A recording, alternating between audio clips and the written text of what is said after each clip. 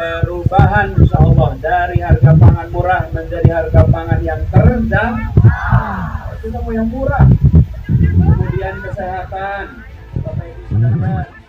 Anies kuar-kuar harga pangan mahal sambil kasih janji manis. PDIP geram dan sebut Anies tak paham program Jokowi. 5 tahun pimpin DKI cuma bikin sengsara warga. Ditulis oleh tim redaksi jurnal, dikutip dari berbagai sumber. Halo, kembali berjumpa dengan suara Fani Bakri di channel Media 45. Membangun waduk-waduk infrastruktur yang baik itu upaya untuk menurunkan harga pangan dengan memperbaiki distribusi. Sehingga Pak Anies, mohon maaf, belum memahami apa yang dilakukan oleh Presiden Jokowi. Betul ibu-ibu, harga pangan murah apa mahal? Mau diteruskan atau dirubah?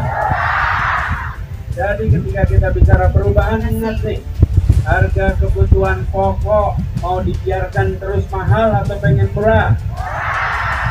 Kalau mau diteruskan jangan ada perubahan. Kalau mau jadi murah, mari kita dukung. Bahwa ketika membangun jalan tol, pelabuhan-pelabuhan dibangun itu kan untuk menurunkan biaya transportasi dan juga untuk menjangkau infrastruktur ke sentra-sentra produksi pangan. Begitu banyak waduk yang telah dibangun, itu dalam satu desain untuk membangun kedaulatan pangan kita.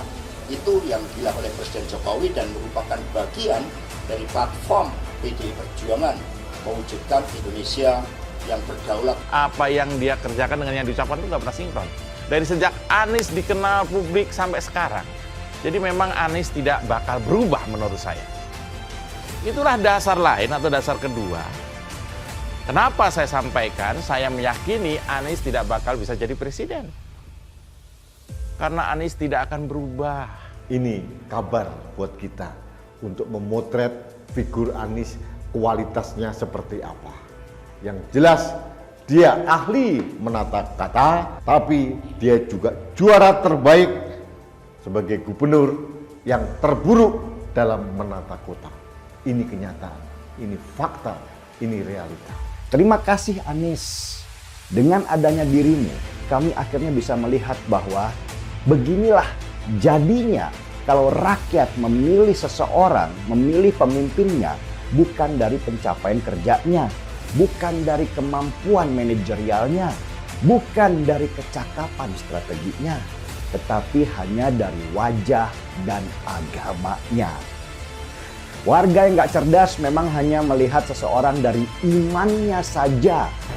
Kalau hanya mengurus Jakarta yang kecil saja dengan jumlah penduduk yang tidak banyak, dia gagal. Apalagi kalau diberikan tanggung jawab mengurus Indonesia yang luasnya luar biasa, penduduknya 270 juta orang. Apa jadinya nanti? Sekretaris Jenderal DPP PDI Perjuangan Hasto Kristianto merespon kritik yang disampaikan bakal calon presiden Anies Baswedan mengenai mahalnya biaya pangan dan kesehatan.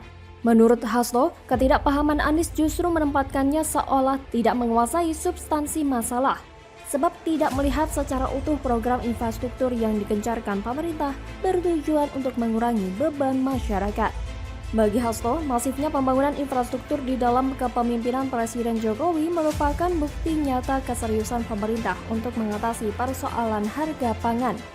Anies menyampaikan kritik mahalnya biaya kesehatan dan pangan di hadapan relawannya dalam kegiatan Jalan Sehat yang diadakan oleh Partai Keadilan Sejahtera di Kota Bandung, Jawa Barat pada Sabtu 5 Agustus 2023. Anies berjanji bakal menurunkan biaya-biaya yang mahal apabila memenangkan pemilihan presiden 2024. Kemudian, ia membahas sisi kesehatan. Jaminan kesehatan saat ini belum sepenuhnya memihak kepada masyarakat yang kurang mampu. Benar apa yang dikatakan Hasto. Anies memang tidak memahami secara utuh program-program yang dibangun oleh pemerintah. Anies hanya melihat dari sisi dangkalnya saja. Tidak pernah ditelisik lebih dalam maksud dan kegunaan pemerintah membuat sebuah program infrastruktur. Anies selalu sombong menunjukkan kemampuannya seolah-olah dia lebih paham dan lebih hebat dari Jokowi. Dia selalu menunjukkan bahwa dia seperti lebih hebat dari Jokowi. tapi hanya membangun jis saja banyak masalah. Arogansi ini terus dipertahankan Anies. Hal ini otomatis jadi keharusan buat Anies untuk mendongkrak citra dirinya agar dianggap selevel dengan seorang presiden. Kan memang tujuannya adalah nyapres di 2024. Anies pun dengan sombongnya meminta agar masyarakat menilai dirinya dari rekam jejaknya sebagai gubernur di DKI Jakarta. Sampai beberapa kali soal rekam jejak ini diserukan oleh Anies. Anies semata-mata bertumpu pada rekam jejaknya di DKI Jakarta. Dengan segala blundernya itu, dari bongkar pasang trotoar, anggaran miliaran buat lem Aibon, berbagai kelebihan bayar, meningkatnya angka kemiskinan di Jakarta, masih adanya warga Jakarta yang BAB di kali, proyek pengolahan sampah yang mangkrak, dan banyak lagi. Kalau mau lengkap, silakan lihat videonya Mas Alif yang memaparkan 123 kelicikan, kebohongan, dan kebodohan Anies Baswedan. Dengan sombongnya, dengan arogan, dengan nada menantang, Anies ini mempertaruhkan nasibnya semata-mata pada rekam jejaknya di DKI Jakarta, entah karena dia ngibul, dia licik, atau dia bodoh. Nggak tahu deh kita. Mungkin strategi ini memang jadi keharusan buat orang yang bisa melakukan pencitraan. Hanya pencitraan karena memang nggak bisa menunjukkan kinerja yang mumpuni. Atau memang sebuah kebodohan dan kecerobohan. Sadar gak sih kalau bisa jadi perangkap buat dirinya sendiri yang bisa menjatuhkan Anies sampai ke dasar yang paling dalam, nyungsep sedalam-dalamnya. Lihat saja 5 tahun dia menjabat sebagai gubernur DKI, apakah dia fokus bangun manusia? Nggak ada. Bahkan ada data angka putus sekolah SD di DKI adalah yang paling tinggi persentasenya. Ujung-ujungnya Anies juga bangun benda mati. Yang paling megah itu JIS, yang receh-receh misalnya beautifikasi JPO biar jadi tempat selfie atau foto spot. Dia cuma fokus mempercantik di pusat-pusat kota yang memang sudah terlihat bagus, sedangkan pinggiran hampir tidak tersentuh. Agak keluar dikit dari pusat kota, sudah terlihat style Bangladesh. Makanya ada sindiran Jalan Sudirman mirip Singapura, di belakangnya yaitu Tanjung Priok mirip Bangladesh. Infrastruktur Jakarta lumayan lengkap, tapi yang dibikin malah sumur resapan yang sudah makan banyak korban. Jalur sepeda habiskan biaya puluhan miliar, tapi yang pakai jalur tersebut bisa dihitung pakai jari. Anies disetting atau memang sudah tabiatnya untuk melawan kebijakan atau mengaca apa yang sudah dibuat. Diulur waktunya atau dibikin mangkrak dengan alasan seenak mulutnya.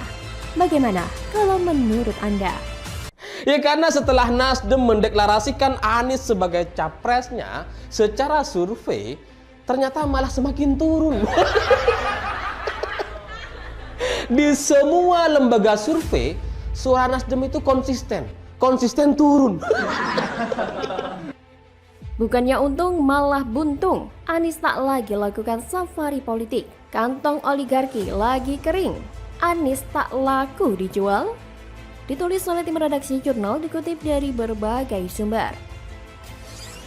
Halo, kembali berjumpa dengan suara Fani Bakri di channel Jurnal 45. Meski sayangnya, Nasdem juga pinter. Dia nggak mau tuh dijadikan sapi perah oleh Demokrat dan PKS. Yang dilakukan Nasdem hanya mengeluarkan biaya-biaya safari politik yang menguntungkan elektabilitas partainya saja tanpa pernah melibatkan Demokrat dan PKS. Tapi ternyata kawan, roadshow itu tidak menaikkan elektabilitas Anies Baswedan. Apalah artinya menang jadi capres atau cawapres tapi di Senayan suaranya nggak ada. Mereka nggak mau, semua partai berpikir seperti itu, termasuk Nasdem sendiri. Tapi salah langkah yang dilakukan oleh Nasdem ini yang mendeklarasikan Anies secara terburu-buru itu kemudian nampaknya memang harus dibayar mahal dan kemudian masyarakat akan menghukumnya gitu ke depan tahun 2024 nanti.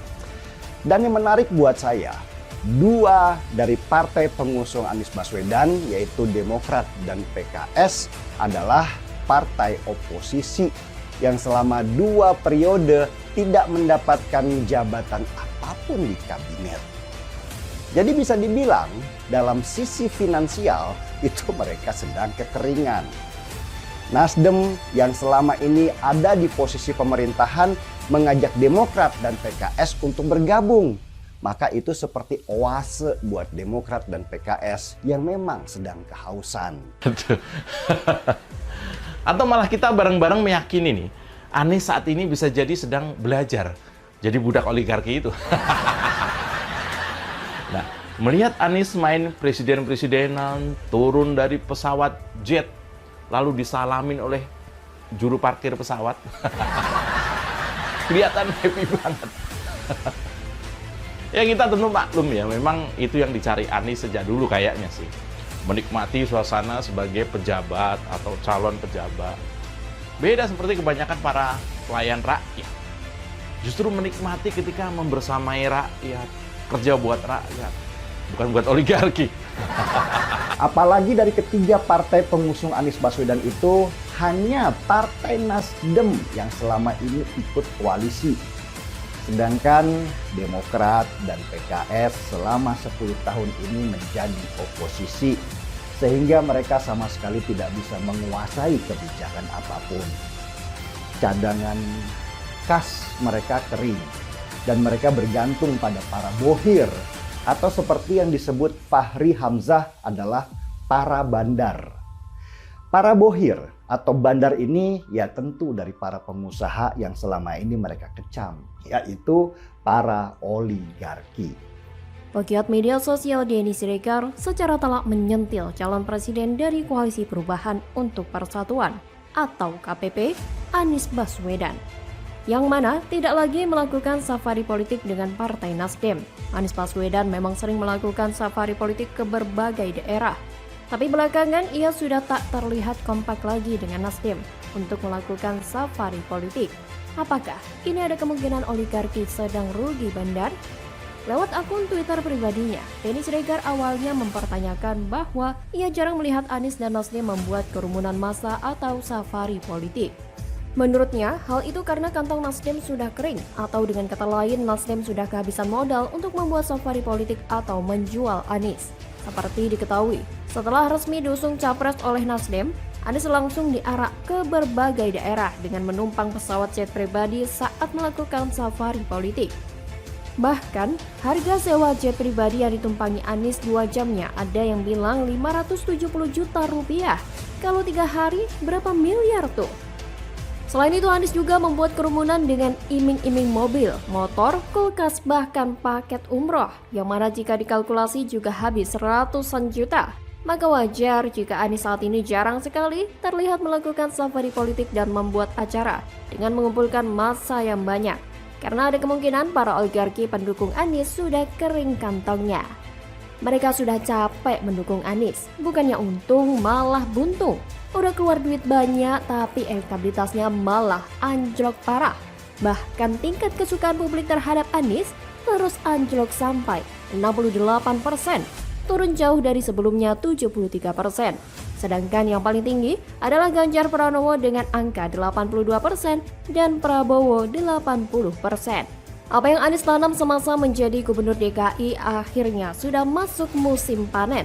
Intinya publik makin tidak suka dengan Anies karena reputasinya sebagai ahli merangkai kata sudah terkenal di seluruh Indonesia. Ditambah lagi dengan cap politik identitas yang sudah melekat kuat seperti lem. Anies mau menyesal pun mungkin sudah tidak bisa lagi. Warga DKI tidak akan lupa dengan janji Anies di mana warga akan punya rumah sendiri.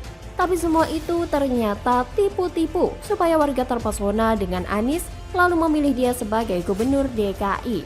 Warga DKI tidak akan pernah melupakan demo-demo munafik berkedok bela agama, tapi disusupi dengan politik identitas untuk menyerang lawan politik Anies. Anies merangkul kelompok seperti itu tanpa merasa bersalah, apalagi minta maaf. Kalau ada yang tidak suka atau bahkan banyak yang benci dengan Anies, itu memang pantas buat Anies. Pemimpin yang berani menjual janji yang tak bisa ditepati adalah pemimpin yang tak layak dipercaya. Apalagi Anies berani berutang sampai 92 miliar rupiah. Dengan resiko tak tahu bagaimana harus melunasi jika kalah. Elektabilitas merosot, tingkat kesukaan publik juga merosot. Apa mungkin ini alasan kenapa kelompok sebelah dan mungkin para oligarki gencar menyuarakan narasi Anies dijegal karena kantong mereka sudah kering? Survei memang tidak 100% tepat akurat, tapi semoga saja benar. Semoga ini adalah tanda bahwa memang Anies tidak diterima mayoritas rakyat Indonesia. Kalian bisa bayangkan sendiri betapa masifnya kelompok-kelompok di belakang Anies. Tidak ada makan siang gratis dalam politik. Camkan itu baik-baik. Negara ini sedang dalam incaran kelompok besar yang ingin menguasai. Begitu jagoan mereka menang pilpres, mereka bebas dan bisa pesta besar. Tapi mereka takut ketahuan. Mereka tidak ingin diketahui, mereka ingin jagoannya dipersepsikan bersih dan tidak ada yang menunggangi. Begitu menang pilpres, ujung-ujungnya bakal ketahuan. Mirip dengan skenario Pilkada DKI Jakarta, seiring berjalannya waktu, satu persatu, bau busuk mulai tercium, kelebihan bayar, banyak proyek tak jelas dan boros, Formula E. Boros artinya dermawan, kelebihan bayar adalah dermawan. Dermawan ke siapa? Silakan tanya ke Anies saja. Dia bisa jawab, tapi mungkin tak akan mau jawab. Bagaimana kalau menurut Anda?